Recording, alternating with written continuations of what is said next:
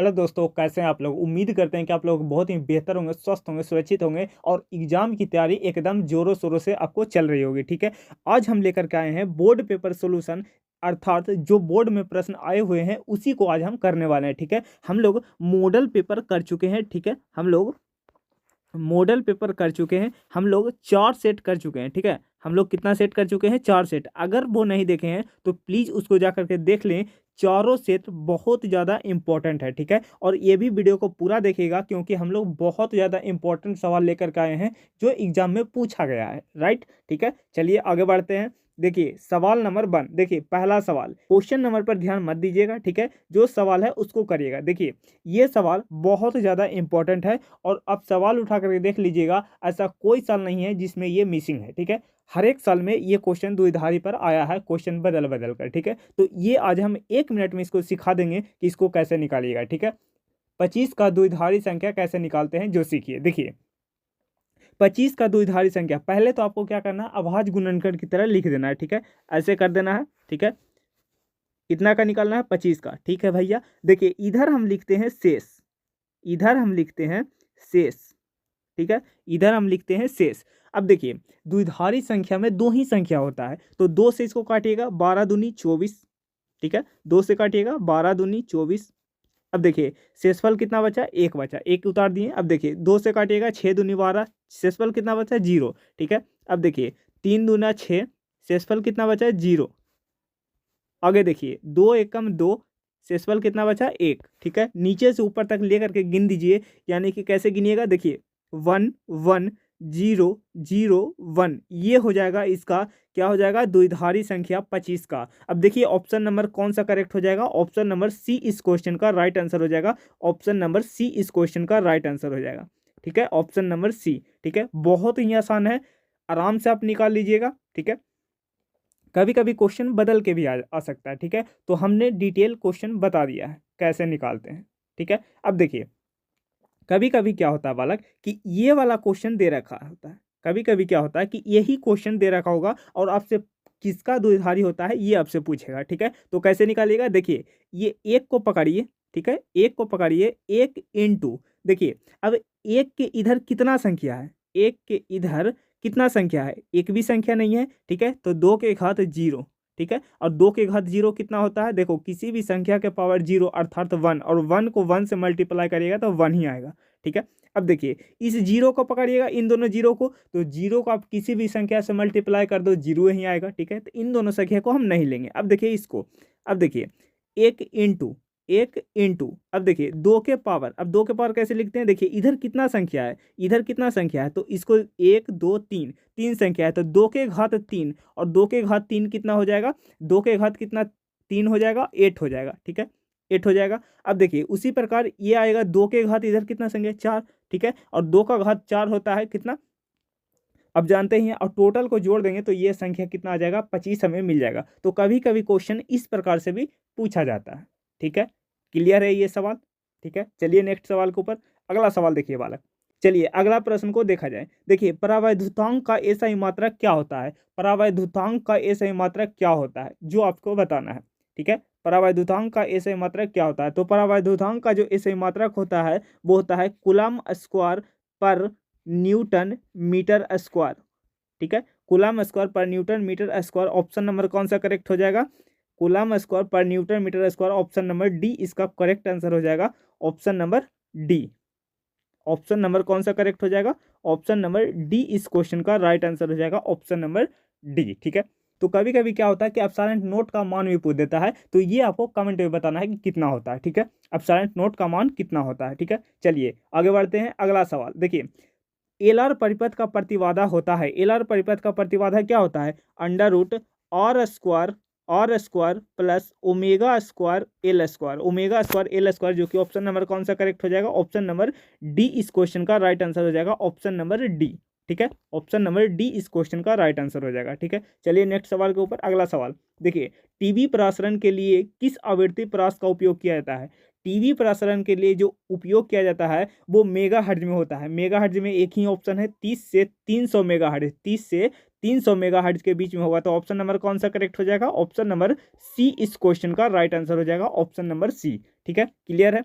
हालांकि ये सभी सवाल हमने मॉडल पेपर में करवा चुका है, तो हमने इसलिए बोर्ड पेपर लाया ताकि आपको यकीन हो जाए कि बोर्ड में ऐसे ही क्वेश्चन आते हैं। ठीक है, चलिए अगले प्रश्न को करिए। देखिए बालक, ध्रुव प्रबल का एसआई मात्रक क्या होता है? ध्रुव प्रबल का एसआई मात्रक क्या होता है? वो होता है एम्पियर मीटर। क्या होता है? Ampere metre. तो कौन सा ऑप्शन करेक्ट हो जाएगा? ऑप्शन नंबर सी हमारा राइट आंसर हो जाएगा, ऑप्शन नंबर सी। ठीक है, चलिए नेक्स्ट सवाल के ऊपर देखिए। बहुत ही जल्द हम लोग कम से कम 5 साल के PYQ करने वाले हैं। ठीक है, तो बहुत जल्द चैनल के ऊपर देखने को मिलेगा, इसलिए पहले चैनल को सब्सक्राइब करके रख लीजिए और बेल आइकन को दबा दीजिए ताकि आपको नोटिफिकेशन मिल सके। ठीक है, हम लोग कम से कम 5 साल के PYQ करने वाले हैं। जितना भी 5 साल में आया है क्वेश्चन, उन सभी को हम शामिल करेंगे। ठीक है, और सॉल्व कराएंगे। ठीक है, पहले आप चैनल को सब्सक्राइब करके रख लीजिए। ठीक है, चलिए नेक्स्ट सवाल के ऊपर चलते हैं। देखिए, नैंड गेट का संकेत होता है। नैंड गेट का संकेत क्या होता है भैया? देखिए पहले तो एंड गेट का समझिए। एंड गेट का संकेत इस प्रकार से होता है।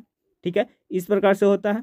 ठीक है, और एंड में हम क्या कर देते हैं? एक छोटा गोला यानी कि टिकुली साट देते हैं, तो ये हमारा हो जाएगा नैंड का। तो देखिए ए ऑप्शन तो नहीं होगा, डी ऑप्शन करेक्ट हो जाएगा। तो ऑप्शन नंबर कौन सा करेक्ट हो जाएगा? ऑप्शन नंबर डी इस क्वेश्चन का राइट आंसर हो जाएगा, ऑप्शन नंबर डी। ठीक है, चलिए नेक्स्ट सवाल के ऊपर।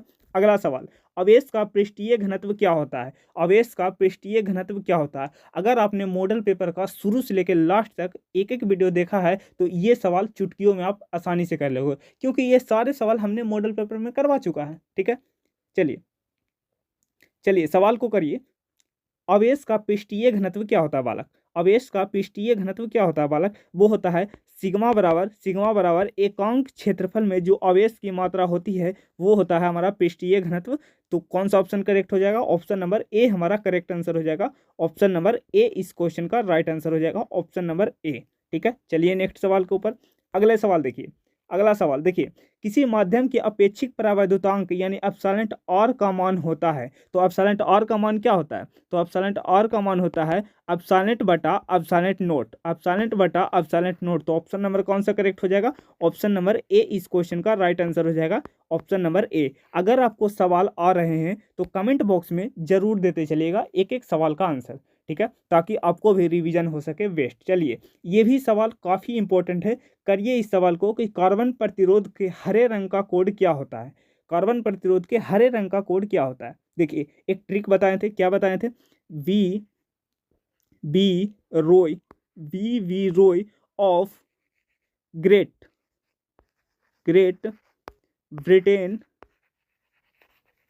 Britain has very good wife, very good wife. ठीक है, V Roy of great Britain has very good wife. इसको जीरो से स्टार्ट करेंगे, ये हो जाएगा जीरो, ये हो जाएगा 1, ये हो जाएगा 2, ये हो जाएगा 3, ये हो जाएगा 4, और ये हो जाएगा 5, ये हो जाएगा 6, ये हो जाएगा 7, ये हो जाएगा 8, ये हो जाएगा 9। जितने भी छोटे अंक लिखे हैं उसको आपको नहीं लेना है। ठीक है, देखिए जीरो से स्टार्ट करिएगा। अब देखिए हमें क्या पूछा गया है? हमें पूछा गया है हरे रंग का कोड, हरे रंग का कोड। देखिए जी मतलब ग्रीन। ठीक है, जी कितना नंबर पर आ रहा है? 5 नंबर पर। तो हमारा कौन सा ऑप्शन करेक्ट हो जाएगा?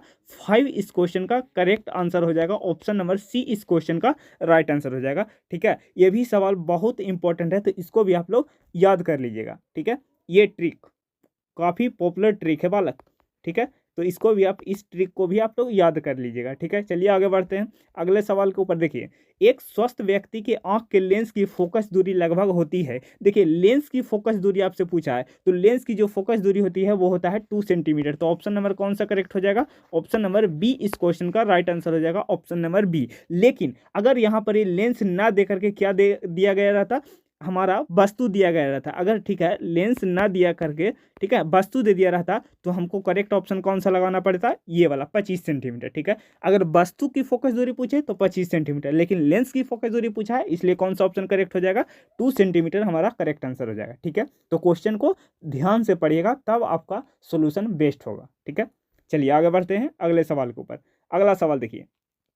अगला सवाल, निम्नलिखित में से कौन सा संबंध सही है? तो आप अगर विद्युत क्षेत्र का परिभाषा जानते हैं तो आराम से निकाल लीजिएगा। ठीक है, विद्युत क्षेत्र क्या कहता है कि अगर कोई आवेश हमारे क्षेत्र में आ रहा है, मतलब अगर हमारे एरिया में आ रहा है तो हम क्या करेंगे, उस पर बल लगाएंगे। ठीक है, यही तो होता है फॉर्मूला। तो क्या हो जाएगा, देखिए एकांक आवेश के ऊपर जो लगने वाला फोर्स होता है वो होता है विद्युत क्षेत्र। यही तो कहता है बालक कि अगर हमारे कोई एरिया में आएगा तो हम क्या करेंगे, उस पर फोर्स लगाएंगे। ठीक है, हम क्या करेंगे, उस पर फोर्स लगाएंगे। तो ये होता है हमारा करेक्ट आंसर। तो ई बराबर एफ बटा क्यू। देखिए ऑप्शन नंबर किस में है, ऑप्शन नंबर ए में है। तो ऑप्शन नंबर कौन सा करेक्ट हो जाएगा, ऑप्शन नंबर ए इस क्वेश्चन का राइट आंसर हो जाएगा, ऑप्शन नंबर ए। ठीक है, चलिए अगले सवाल के ऊपर। अगला सवाल देखिए, अगला सवाल, हाइड्रोजन स्पेक्ट्रम में कौन सी श्रेणी दृश्य भाग में आता है। हाइड्रोजन स्पेक्ट्रम की कौन सी श्रेणी दृश्य भाग में आता है। तो दृश्य भाग में कौन सा भाग आता है भैया, बामर, बामर श्रेणी आता है। तो करेक्ट आंसर कौन सा हो जाएगा, करेक्ट आंसर बी इस क्वेश्चन का राइट आंसर हो जाएगा, बामर। ठीक है, चलिए नेक्स्ट सवाल के ऊपर। अगला सवाल देखिए, किलोवाट घंटा का मात्रक होता है। किलोवाट घंटा का मात्रक क्या होता है, ऊर्जा। तो विद्युत ऊर्जा इसका करेक्ट आंसर हो जाएगा। ऑप्शन नंबर कौन सा करेक्ट हो जाएगा, ऑप्शन नंबर बी इस क्वेश्चन का राइट आंसर हो जाएगा।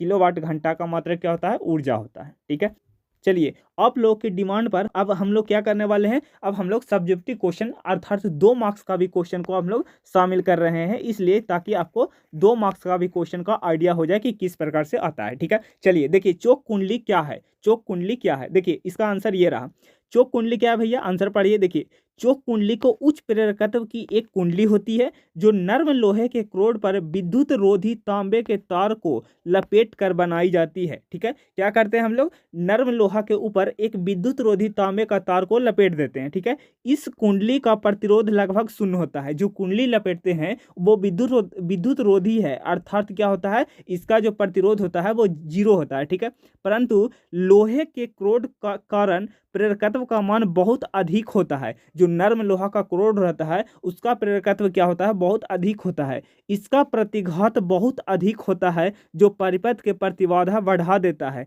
चोक कुंडली का लाभ यह है कि इसके कारण परिपथ में विद्युत ऊर्जा व्यय न्यूनतम होता है। ठीक है, तो ये आंसर अगर आप लिख करके आ जाते हैं बालक तो आपको 2 मार्क्स आने से कोई नहीं रोक सकता। ठीक है, आपको आराम से 2 मार्क्स दे दिया जाएगा। ठीक है, तो पहले तो क्या करिए, इसका स्क्रीनशॉट ले लीजिए। ठीक है, ताकि आप याद कर पाएं। ठीक है, और नहीं तो आप हमारे कमेंट बॉक्स में लिख दीजिए, आपको याद हो जाएगा। चलिए आगे बढ़ते हैं।